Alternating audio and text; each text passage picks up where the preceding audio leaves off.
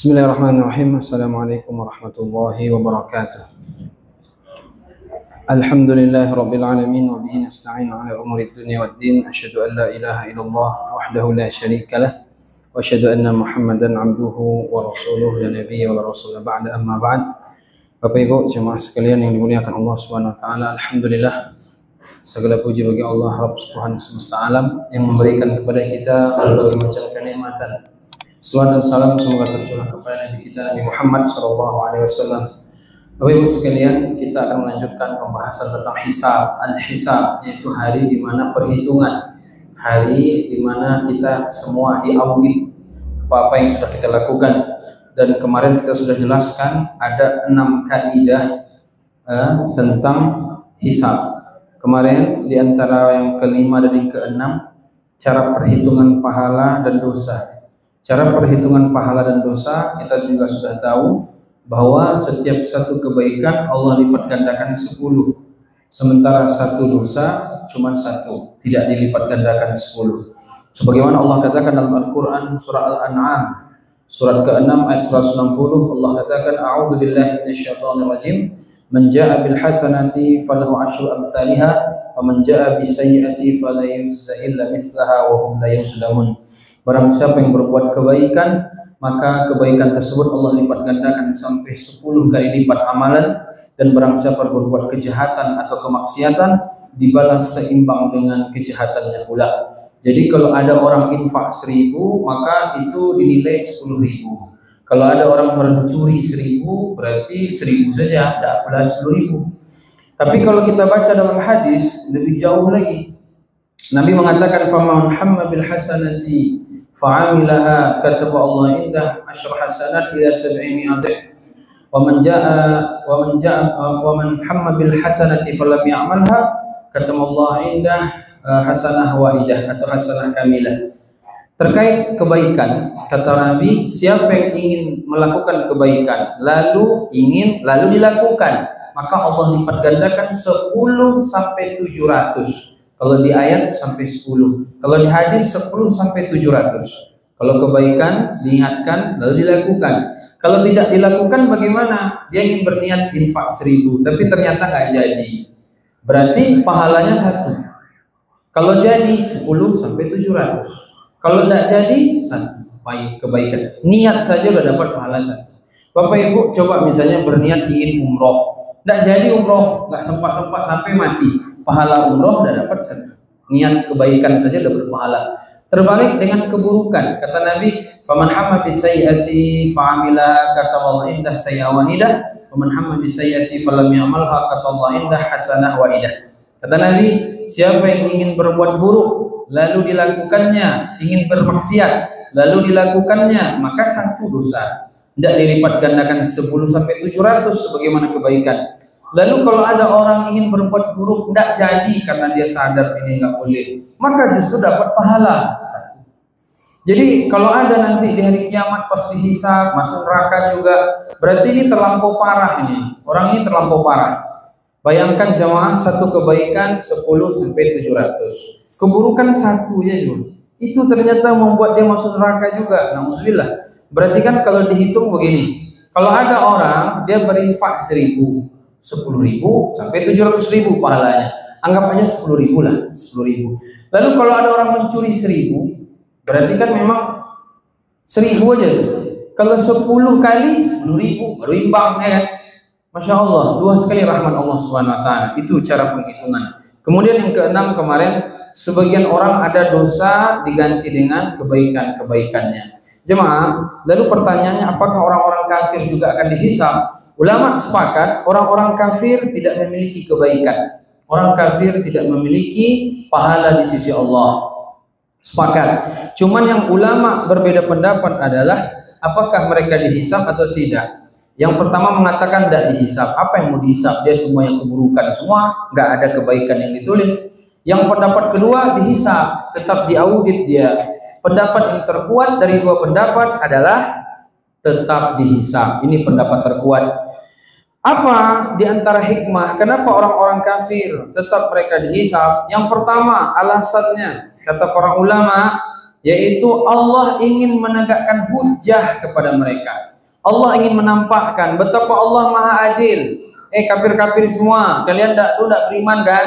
Tidak beriman kepada saya sebagai Tuhan, Nabi, Rasul Muhammad sebagai Rasul. Tidak beriman, makanya kena azab kalian sekarang. Nah itu, jadi ingin Allah nampakkan kepada mereka, mereka diberikan hujjah apa sebab mereka diazab. Itu satu. Kemudian yang kedua, apa hikmahnya? Yaitu untuk menghinakan mereka. Hikmah kedua, kenapa orang kafir tetap dihisab? Untuk menghinakan mereka.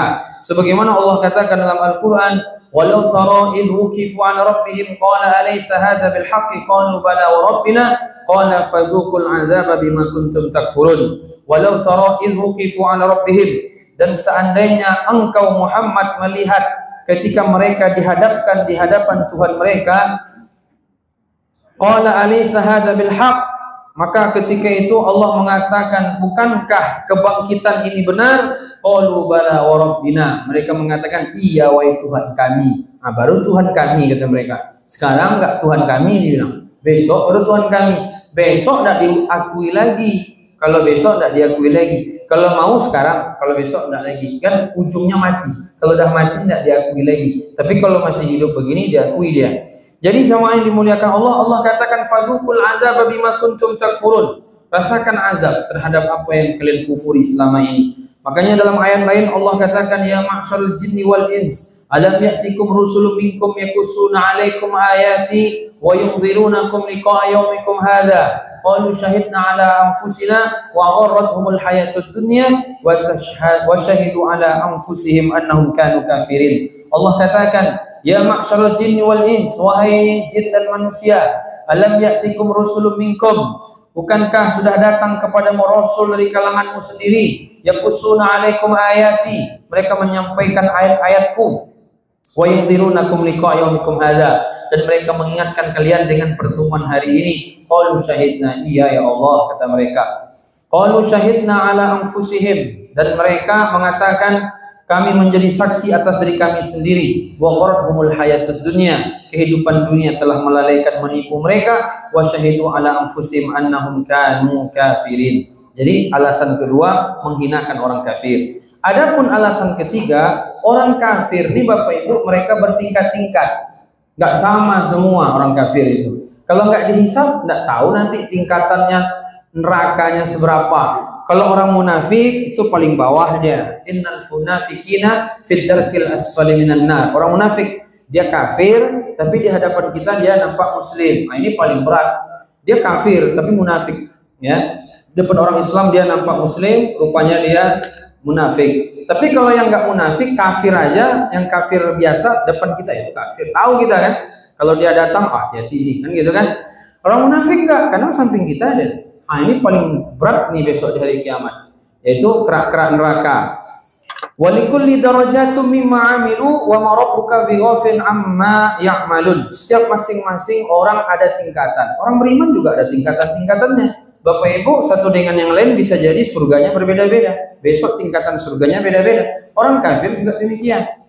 Gitu kan? Kalau orang Islam semua masuk surga, orang kafir semua masuk neraka, dan mereka bertingkat-tingkat pula. Jadi jamaah yang dimuliakan Allah Subhanahu wa taala, dalam satu hadis Nabi menyebutkan tingkatan neraka yang paling ringan. Nah, itulah, itu paman Nabi yang dia baik sekali dengan Nabi. Tapi karena dia enggak beriman ketika akhir hayatnya, enggak juga beriman, maka beliau masuk neraka kekal.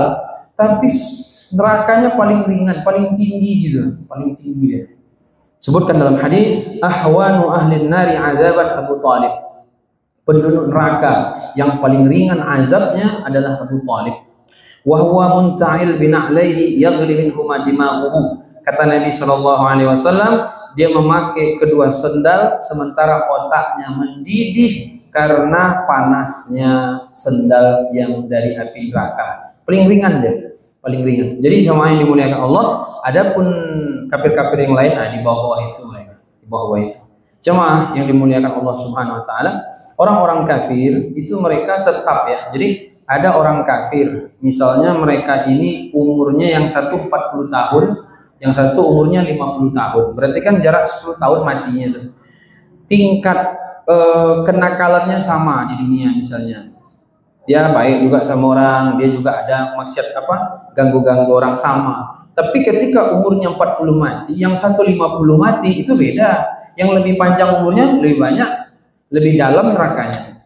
Karena orang kafir ini dia terkena tetap kewajiban untuk menjalankan syariat. Maksudnya begini, memang dia nggak wajib di hadapan umat Islam menjalankan syariat, tapi di hadapan Allah kan wajib. Misalnya gini, Bapak Ibu Muslim, Bapak Ibu tidak sholat dosa kan? Orang kafir memang nggak sholat, memang nggak wajib dia sholat. Tapi di hadapan Allah wajib ya tuh. Ngerti Bapak Ibu ya? Jadi ketika umurnya 50 tahun, selama 50 tahun tidak sholat kan, karena kekafirannya, ya dosa dia. Tidak puasanya, dosa juga dia. Di samping memang dia kafir gitu kan. Kita yang muslim ini kalau tidak sholat, dosa juga kita. Cuman kategori kita masih muslim. Jadi mereka dengan kekafirannya jelas, ditambah hidup yang mereka lalui sekian lama tidak sholat, tidak puasa, selama itu pula dihitung dosa. Kalau mereka sholat, tidak sah. Lucu juga kan? Kalau tidak sholat, ya dosa. Kalau sholat, tidak sah karena dia kafir. Tapi tetap dihitung karena hidup di dunia ini habis umur dia tetap dihitung. Nah, kalau yang kafir matinya umur 40, mungkin nerakanya mungkin tingkatan ke bawahnya 20. Kalau yang umur 50 kan jarak 10 tahun matinya tuh. Itu mungkin yang ke bawah lagi dia. Jadi orang-orang kafir itu tetap dihisap karena mereka nanti dipastikan tingkatan-tingkatan azab nerakanya. Kalau kita orang beriman dihisap juga, kecuali yang tidak dihisap jumlahnya 70.000 kan? Kata Nabi 70.000, setiap dari satu dari 70.000 membawa 70.000 yang lain. Berarti jumlahnya 4,9 miliar 70.000 yang masuk surga tanpa hisap. Dia nggak dihisap-hisap Pak, langsung aja kanan, gitulah berat-berat di kita tuh, langsung masuk surga aja. Nggak usah hisap-hisap lagi, langsung masuk surga aja. Kelas VVIP gitu. Di bawahnya nanti kena hisap baru masuk surga, di bawahnya lagi kena hisap masuk neraka dulu, habis itu baru masuk surga. Nah, kan orang beriman cuma 3 tuh. Masuk surga tanpa hisap, masuk surga dihisap dulu, masuk neraka dihisap, habis itu masuk neraka, habis masuk neraka baru dia masuk surga. Kalau orang kafir dihisap neraka, dihisap neraka, dihisap neraka, cuma nanti tingkatan-tingkatannya. Jadi Bapak Ibu harus paham, karena kita orang beriman memiliki keyakinan tentang agama kita, dan inilah keyakinannya. Wallahu a'lam bishawab. Assalamualaikum warahmatullahi wabarakatuh.